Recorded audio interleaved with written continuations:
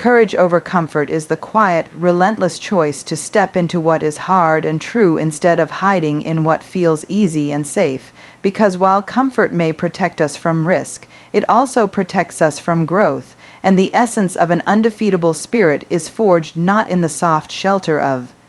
familiar, but in the uncertain, trembling spaces where we are stretched, tested, and called to rise. Every person who has ever achieved something meaningful has faced this choice: stay in the confines of safety or walk into the unknown with courage. And though the unknown brings with it the sting of failure, rejection, or loss, it also carries the gift of transformation, because we cannot become more by staying where we are. We cannot discover strength by never lifting weight, and we cannot live fully if we keep trading the call of truth for the ease of silence. Courage is not always dramatic or loud. Sometimes it is as small and steady as having the hard conversation we have avoided, admitting the dream we fear we are not worthy of, leaving behind the spaces that shrink us, or standing up when everything in us wants to stay seated, and each of these moments chisels away at the wall comfort has built around our potential, revealing a deeper resilience that grows only when we step outside what is certain.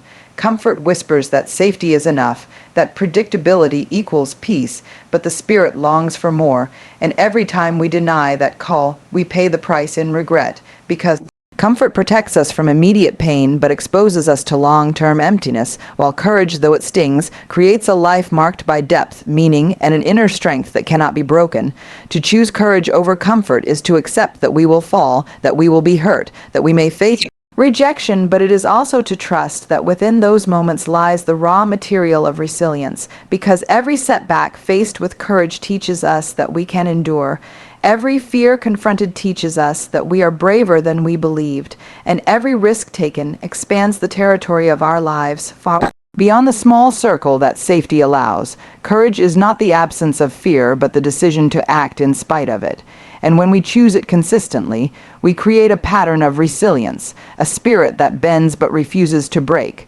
because it has learned that the pain of trying is always lighter than the weight of never daring. And while comfort may seem tempting, it cannot give us the fire of living with integrity, the joy of growth, or the dignity of knowing we chose the path of truth over the path of ease, because courage aligns us with what matters most, even when it costs us convenience, and that alignment builds the kind of undefeatable spirit that no failure can destroy, because no matter how many times we stumble, we know we chose to live honestly, bravely, and fully. Resilience through connection is born from the recognition that human beings are not designed to carry the weight of life alone, that our greatest strength does not come from isolation, but from the bonds we form when we dare to lean on others, ask for help, and build communities that remind us we are not walking through struggle by ourselves, because while independence is often glorified as the ultimate measure of strength, the truth is that resilience thrives in interdependence, in the weaving together of hearts, hands, and stories that lift one another when the weight feels too heavy for any one person to bear. When we open ourselves to connection, we create a network of support that acts as both anchor and sail, grounding us when storms rage and propelling us forward when our own strength falters. And it is in these moments of shared humanity, when someone listens without judgment, offers a hand, or simply stands with us in silence, that we find the courage to keep moving, because resilience is not just the ability to rise again. It is the knowledge that we don't have to rise alone. Asking for help can feel like weakness, but it is one of the deepest demonstrations of strength, because it requires vulnerability, humility, and the courage to admit that our capacity has limits. And yet, when we allow others to step into our story, we discover that their presence does not diminish our strength but multiplies it, teaching us that resilience is a collective force that grows stronger with every voice, every gesture, every act of solidarity. Communities of support are not built by perfection, but by authenticity, by people daring to show up as they are, with flaws and fears, and in doing so they create spaces where others can also bring their full selves. And within that authenticity lies an unbreakable bond, because nothing forges resilience like the shared acknowledgement of struggle and the shared commitment to keep going together.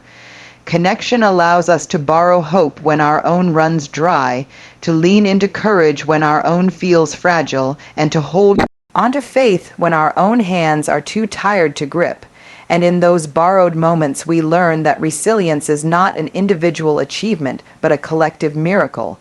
Even science shows us that people who feel supported recover faster, endure longer, and rise higher, not because their struggle vanish, but because they are carried, buffered, and strengthened by connection. And this truth echoes in every corner of life. Families who weather loss, teams who rise after failure, friends who hold each other through heartbreak, strangers who show kindness in moments of despair,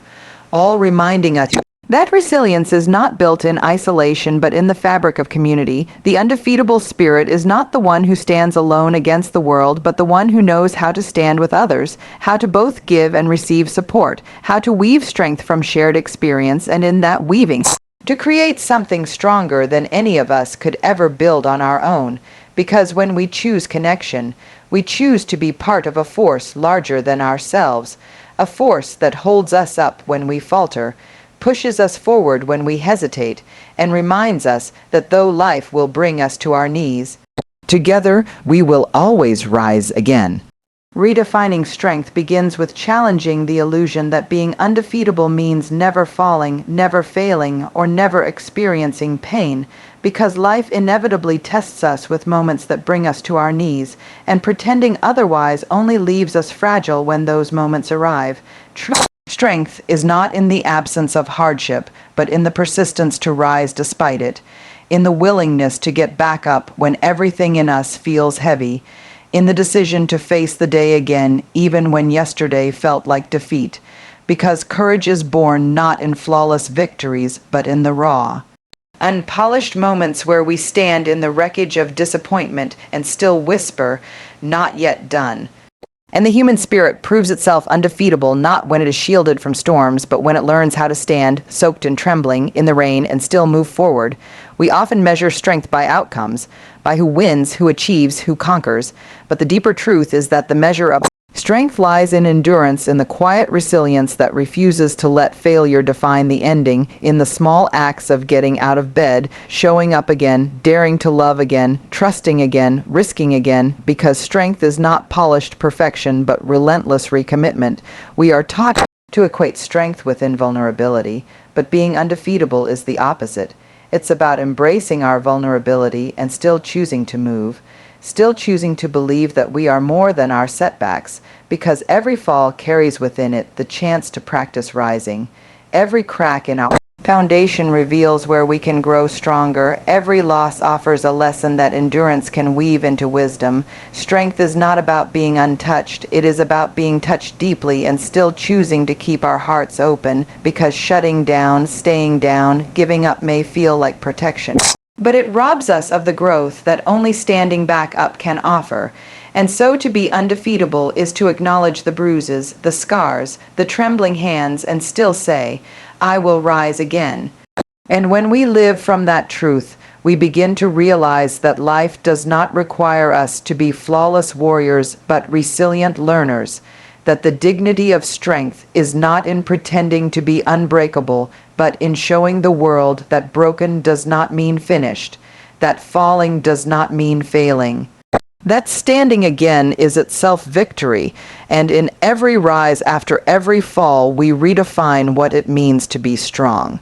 The power of vulnerability lies in the radical act of showing up as we truly are, without the armor of perfection, without the mask of invincibility, because pretending to be unbreakable may shield us for a moment, but it robs us of the deeper resilience that comes only from authenticity. And while the world often equates strength with silence, composure, and a flawless front, the truth is that resilience is born in the raw spaces where we admit, "I am struggling, I am afraid, I don't have it all together."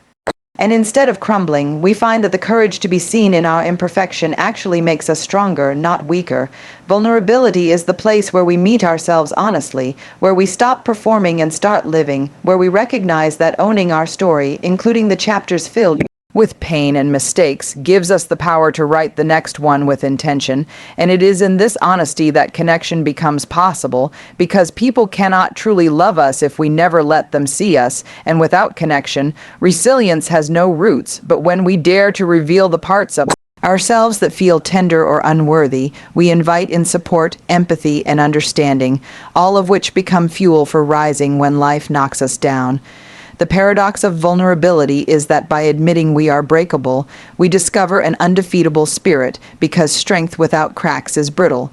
But strength that has faced breaking and chosen to keep going becomes unshakable, and every time we let ourselves be seen in truth, we build a foundation that cannot be destroyed by pretense or fear. To be vulnerable is to trust that our value does not depend on perfection, that our worth is not canceled out by mistakes, that our scars are proof of battles survived rather than stains of shame. And when we embrace this, we discover the kind of resilience that cannot be faked, the kind that grows from facing storms with an open heart rather than a closed facade. Vulnerability is the birthplace of courage, because it takes far more bravery to show the world our trembling hands than to clench our fists and pretend nothing hurts. And in that bravery, we learn that resilience is not the absence of wounds, but the ability to heal and keep moving, not the absence of fear, but decision to walk forward anyway. Owning our struggles means refusing to hide from them, refusing to let shame dictate silence, and instead daring to name them, because what we name loses power over us, and what we own cannot be used against us. And the moment we stop hiding is the moment we start growing. When we let vulnerability lead, we create space not just for ourselves, but for others to show up honestly too. And in that shared honesty lies a collective resilience stronger than anything isolation can produce. So the real power of vulnerability is not just personal. It ripples outward, inspiring courage in others, creating bonds that hold us steady when we stumble, reminding us that none of us is alone in the struggle of being human. To live vulnerably is to choose truth over image, growth over performance, resilience over the fragile shell of pretending, and in that choice, we unlock the deepest form of strength available to us, a strength that bends but never breaks, because it is rooted not in hiding, but in the unshakable foundation of being wholly, imperfectly, authentically ourselves. Failure as a teacher is one of the most profound truths we can embrace, because every defeat, no matter how crushing it feels in the moment, carries within it the seed of growth, the chance to learn something about ourselves, about life, and about what it takes to move closer to the person we are becoming. And while our instinct is often to run from failure, to bury it, to treat it as shame or proof of inadequacy, the reality is that failure is not an ending but a beginning, a doorway into resilience, wisdom, and strength that success alone could never give us. What looks like loss in the present can, with time and reflection, become the very foundation of victory, because every stumble teaches us something about balance, every rejection sharpens our sense of direction, and every broken plan reveals a new path we might never have considered if things had gone smoothly. And though it hurts to fall, it is in the falling that we learn how to rise, in the stumbling that we learn how to walk with greater intention, and in the defeat that we discover reserves of courage we would not have known existed without being tested. Failure strips away illusions of perfection and forces us to confront our limits, but in doing so it invites us to expand them, because resilience is not forged in comfort, but in the fire of trial, and every scar we carry is not evidence of weakness, but evidence of survival, each one a mark of a lesson endured, a challenge faced, a hardship overcome. Fear of failure often holds us hostage, keeping us small, keeping us quiet, keeping us from reaching toward the dreams that stir in our hearts. Yet once we experience failure and live through it, we learn that it is survivable, that it does not define us, that we are more than our worst moment, and that truth becomes liberating, because once we are no longer afraid of failing, we are free to risk, to try, to create, to love, and to pursue life fully, knowing that even if we fall again, we will rise again, stronger and wiser. The stories of resilience that inspire us most are never stories of Uninterrupted success, they are stories of people who failed, who lost, who broke, and who chose to use those moments as teachers rather than prisons. Because failure only defeats us if we let it convince us that the story is over. But if we embrace it as instruction, as raw material for growth, it becomes the soil from which new strength grows. Every failure carries within it a mirror, showing us where we need to grow, what we need to change, what risks we need to take differently next time. And if we dare to look honestly, we realize that failure is not the opposite of progress, but part of the process of progress itself, that the pathway to victory is not a straight climb, but a series of falls and risings, each one carving deeper resilience and shaping us into someone capable of holding the victories when they finally come. To honor failure as a teacher is to stop running from it, to stop pretending it doesn't hurt while also refusing to let it define us, to stand in the ruins of disappointment and still believe there is something worth salvaging, something worth carrying forward, because what once felt like an unbearable defeat can one day become the very reason we are strong enough to win. Living wholeheartedly is the essence of what it means to be truly undefeatable, because it asks us to show up to life with our entire selves, our love, our creativity, our effort, our dreams, even when we cannot control how the story will unfold, even when the outcome remains uncertain. And this kind of living requires a courage deeper than perfectionism or the illusion of control. It demands that we risk our hearts, our energy, our hope, knowing that sometimes we will be met with disappointment, rejection, or loss, yet choosing to engage anyway because the alternative is a half-lived life, safe but empty, comfortable but unfulfilled. To live wholeheartedly is to love with abandon even when love may not be returned, to try even when success is not guaranteed, to create even when others may criticize. And in doing so, we discover that our worth is not tied to the result, but to the act of showing up fully, and that presence itself is the victory, because the undefeated spirit is not measured by how often it wins, but by how fully it participates. Wholehearted living calls us to step into the arena of life without armor, to stand vulnerable, imperfect, and authentic, trusting that we are enough even in our uncertainty, and this act of showing up becomes a declaration that fear will not govern us, that the risk of pain will not outweigh the possibility of joy, because to shield ourselves from one is to shield ourselves from the other.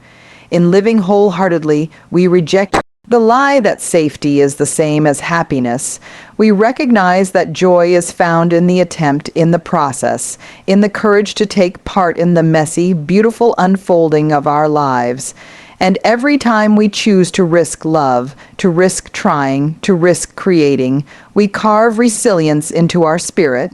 because we learn that even when things don't go as we hoped, we are still capable of standing, of feeling, of moving forward. Wholeheartedness is not about reckless abandon, but about intentional openness, about engaging with life as it is, rather than holding back out of fear of what might be. And in this way, it becomes the foundation of an undefeatable soul, because a person who continues to live fully even after heartbreak, after failure, after disappointment, cannot be defeated. They may be wounded, they may be scarred, but they are alive in the truest sense, alive in love, in effort, in creation, and that aliveness itself is triumph. To live wholeheartedly is to practice gratitude for the chance to even try, to honor the gift of existence by engaging fully with it, to choose depth over safety, authenticity over pretense, and courage over withdrawal. And while the world often pressures us to protect ourselves, to play small, to avoid risk, the undefeated spirit knows that real living happens beyond the boundaries of comfort, that every uncertain step taken wholeheartedly builds a life that is rich, meaningful, and unshakable, because it is not dependent on certainty to be worthwhile. And so, to live wholeheartedly is to walk into every day with the willingness to love, to try, to create, to risk, not because we are promised success, but because the act of showing up with our whole selves is itself the truest form of victory.